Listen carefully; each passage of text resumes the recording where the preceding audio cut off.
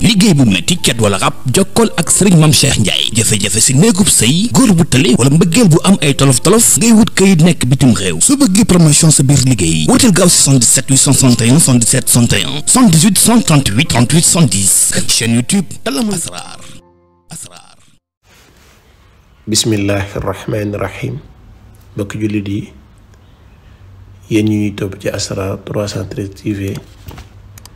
ñoo ngi leen di nuyu ñoo ngi leen di siyaare ñu ngi leen jaajëfal tey nag dañoo dikkaat ak yéen ci secret boo xamante ni bu am solo la secret bu bari njëriñ la képp koo xamante ni suñu borom man lool na la ko ba nga liggéey ko da nga ci gis ay njëriñ yu yaatu lool lu jëm ci sa wàllu dolli ko wërsëg lu jëm ci sa wàllu yokkute lu jëm ci sa wàllu ubbeeku képp koo xamante ni daal yàlla dogal la ba nga mën ko liggéey comme nii ñu la ko waxee da ngay bind ca ngay ubbeeku nag gu mag a mag la insha allah da ngay bind alam nashrah aaya bu nekk nga bind ko juróom-ñaar fukki yoon aaya bu nekk juróom-ñaar fukki yoon nga koy bind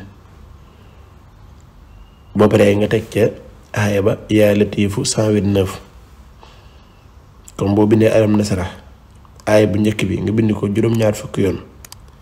teg ci yaa latiifu 129 su ko defee nga àggale alam nasrah gi tegaat ci yaa latiifu 129 àggale alam nasrah tegaat ci yaa latiifu 129 nga xamante ne aaya bu nekk ci alam nasrah rek yaa ngi koy bind juróom-ñaar fukki yoon teg ci yaa latiifu 129 ginnaaw bu loolu ba pare boo ko defee ba pare nga boole ko ak bala ñu ko boole ndox yooyu sax ñu leen di fàttali ni képp ko xam ne bëgg ngaa def loolu listixaar à distance lu mën a jàpp ni la ba tey biteel yooyu ngeen di jàkkaar lool muy jàll ci muy càngat li nga xam ne day raxas yaramu doomu aadama ku nekk xam na ne doomu aadama lu bari mën na koo ñàkk te fekk nag tilimaayu ak yaramam moo koy waral tilim gi nag buñ ko waxee mooy lu jëm ci wàllu cat lu jëm ci wàllu rab lu jëm ci wàllu ngelaw seytaane lu jëm ci wàllu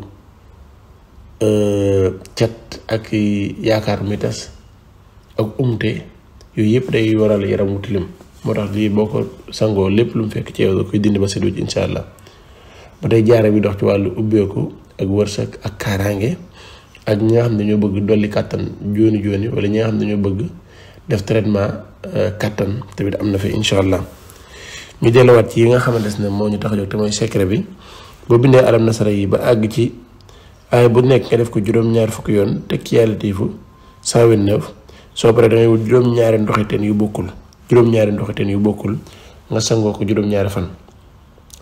lii képp koo xamante ne liggéey na ko comme nii ñu ko waxee bu soob yàlla insha allahu dana gis ci moom ubbeeku goo xamante ni ba mu dalee dund ba léegi ni ngi koy soog a gis ci boppam jërë ngeen jëf asalaamaaleykum wa rahmatullahi wa barakaatuhu liggéey bu metti cat wala rab jokkool ak sëriñ Mame Cheikh Ndiaye jafe-jafe si néegub sëy góor bu tële wala mbëggeel bu am ay tolof-tolof ngay wut kayit nekk bitim réew su bëggee promotion sa biir liggéey wuteel gaaw si 77 861 77 61 78 138